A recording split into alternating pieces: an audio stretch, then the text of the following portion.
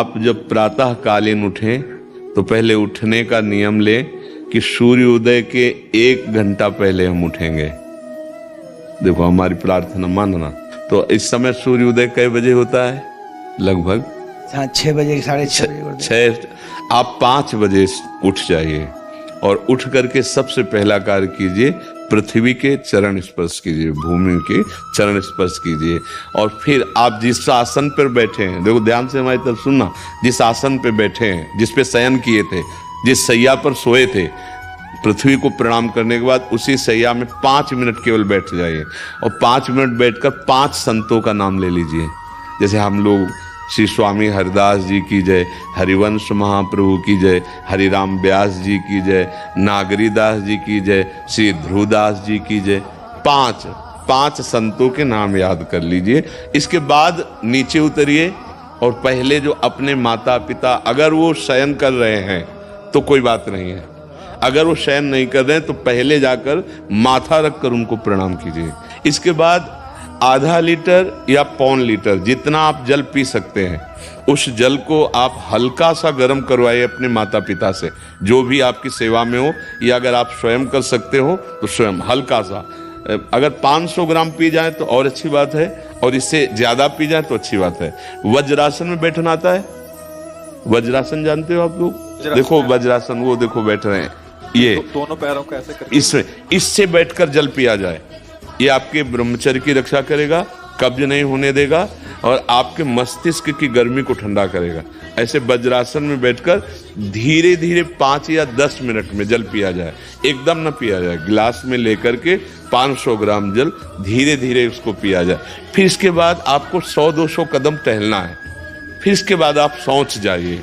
शौच अगर आपका पेट साफ हो जाता है, अगर नहीं साफ होता है, कोई ऐसी परेशानी लगती है, तो 1 चम्मच ईसबगोल की भूसी और छोटी हर का आधा चम्मच अगर रात्रि में दूध से या पानी से ले ले तो वो बार बार शौच नहीं लगाएगा, पर आपकी आंतें साफ हो जाएंगी। शौच जाने के बाद स्नान करें और फिर तुरंत, अगर आपको व्यायाम आता है तो करे, नहीं तो सीधा सरल बात होती है, 20 बार बैठ जाए बैठक और 10 बार लेटने वाली दंड।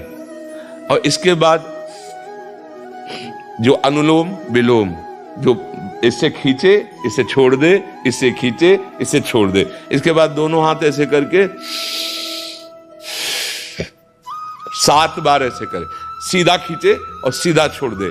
इतना ही तुम्हारे लिए प्राणायाम की आवश्यकता है। अब अपनी दिनचर्या में लग जाए। जो पढ़ाई का कार्य दिया गया है, आगे तुम्हें और भजन की बात हम नहीं कह रहे, जो पढ़ाई का कार्य दिया गया है वो भगवान की ही पूजा है। आपकी दिनचर्या जो आपको अपने गुरुजी या टीचर जी को जाके प्रमाणित करनी है, कल जो पढ़ाई गई थी आज के लिए, वो आप सुबह सुबह उस समय व्यायाम के बाद, तो आप देखना आपकी स्मृति बहुत प्रवीण हो जाएगी। अच्छा, ये आपकी प्रातःकालीन दिनचर्या है। जब आप अपने गुरुदेव के पास स्कूल जाएं, तो हमें आजकल का तो अब पता नहीं, पर हम लोग जब जाते थे तो अपने गुरुजी को प्रणाम करते थे। तो जो स्कूल में आपको पढ़ाई पढ़ा रहे हैं वो तो बात है, अब आपको जो हम खास बात बताना चाहते हैं वो कि देखो अभी छोटे छोटे बच्चे हो, बच्चों में कुछ बच्चे ऐसे गंदे बच्चे होते हैं जिनके गंदी बातें दिमाग में आ जाती हैं और गंदी बातें वो करने लगते हैं आचरण में। आप लोग इतना तो जानते ही होंगे कि गंदी बातें किसे कहते हैं। आप लोगों के पास अगर मोबाइल है तो कभी गंदी बात देखना नहीं। कोई भी बच्चा अगर गंदी बात दिखाए तो अपने टीचर से या अपने माता पिता से जाके शिकायत करनी चाहिए, वो बहुत हानिकारक होती है। कभी कोई भी गंदी बात अपने द्वारा नहीं होनी चाहिए। अभी आप नवीन जीवन धारण किए हुए हैं, आप भगवान की प्राप्ति, देश की भक्ति और बहुत अच्छे अच्छे पदों में जा सकते हैं। अच्छे पवित्र आचरण और पवित्र संस्कार।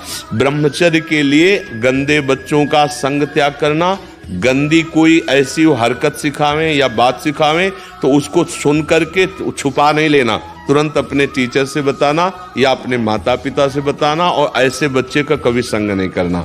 और रात्रि के सोते समय ये जरूर ध्यान देने वाली विशेष बात है, रात्रि के सोते समय जो भगवान का नाम प्रिय, जैसे इन लोगों ने आप लोगों को बताया राधा वल्लभ श्री, तो सोते समय बस प्रार्थना करो कि हे प्रभु आज दिन हमारा जो भी गलती हुई हो वो हमको आप प्रार्थना करते हैं कि आप हमें समझाओ क्या हमसे गलती हुई। अगर पूरी दिनचर्या में ऐसा लग रहा है हमसे कोई गलती नहीं, तो भगवान सुबह से अभी तक हम सोने जो जा रहे हैं ये पूरा समय आपको समर्पित। आप देखना इसका फल देखना, एक तपस्वी की तपस्या का जो फल होता है ना उसका ये फल मिलेगा। और सोते समय बस राधा वल्लभ श्री हरिवंश, राधा वल्लभ श्री हरिवंश, इधर उधर ना सोचते हुए, ना मोबाइल देखते हुए, ना कोई गंदी बात मन में, और चुपचाप सो जाइए। और जब फिर सुबह उठे तो फिर ऐसी दिनचर्या। और पढ़ाई इस समय तुम्हारा भजन है।